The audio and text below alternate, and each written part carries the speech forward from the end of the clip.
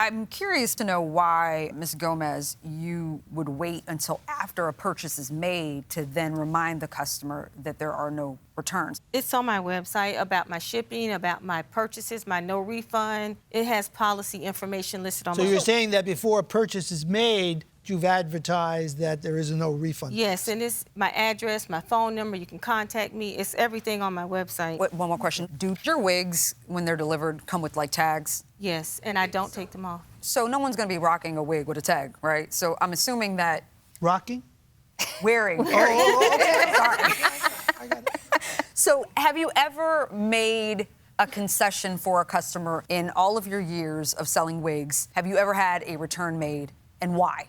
Yes, someone received an item that they said they didn't want, and I guess it went into their cart and they paid for it. She actually ordered it, and she sent me a message saying she didn't. But have you ever made a return for someone that just was dissatisfied with a wig in general? No, but I've returned to other people that weren't happy, that got the wrong item. I told them to keep the wrong item, and I'll send you the correct item. So why would you not do it now in this particular instance? I didn't do anything wrong. She contacted me. She said she knew that I had a no refund policy. She told me the wig was the same exact tag that I told her the color was on the Facebook page, and I'm standing by my policy. Anybody else, when I mess up, I correct the issue. I don't want anyone unhappy. She got really nasty with me on her emails. I mean, I could have probably been a little bit sweeter, but she was talking about I'm just holy and covering it up, and she was being really nasty. I'm colorblind.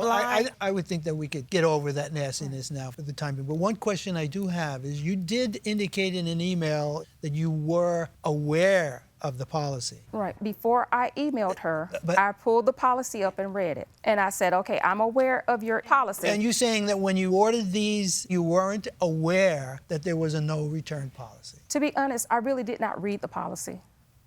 The only thing I ordered the So wigs your because I answer ordered is- for so the your answer is no. You were not aware. I was not aware at the time of my purchase. Should you have been aware? Yes, I should have been aware. All right. Thank you. I think we've heard enough. Thank you both very much. We'll retire now to deliberate. This courtroom is now in recess. Go ahead and exit. I love a good wig case. Let me just tell you that. was fun I always today. learn So wigs are good for rocking? for wigs rocking. are good for rocking? Yes. I like it. You're All bringing right. me up to speed. Listen, guys, the wig sort of does look different. However, the defendant did present the first wig that the plaintiff bought that looked a little different, Yeah. too. But the defendant did have a final sale, no returns policy, very clear as day. And the plaintiff knew about it because she made the first purchase in December and was aware of that. Now, does that mean that the second purchase is under the same no return policy? Probably not. But that was her responsibility to know. It's $75. I'm inclined to want to give it to her, but at the same time, the defendant did nothing wrong. She did what she was supposed to. I feel like you're about to disagree with me. All right, tell me why.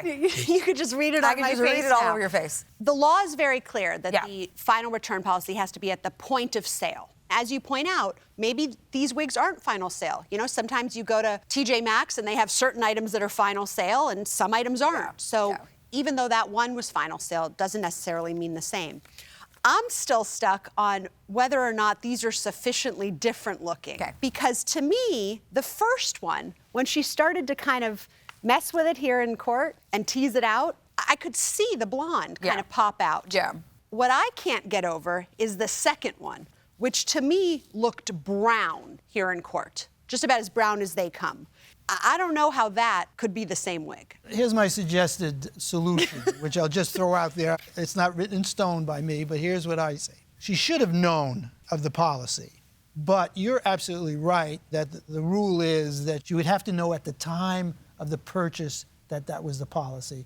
It's a burden to put on her and say, well, you should have known. On the other hand, that second wig is substantially what I saw. Interesting. And I would give her the value of one wig. Because the first one to me is pretty.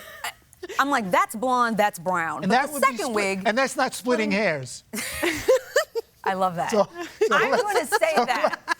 Split the hair and give her a refund for the first blonde, what was For the supposed to be blonde one. blonde, but not for the second. Not the second. I thought the But I second was insist that you explain that I would give her a refund for the second, but not the first, although it ends up in the same place. Okay. Okay, I think we have We a have a verdict. verdict.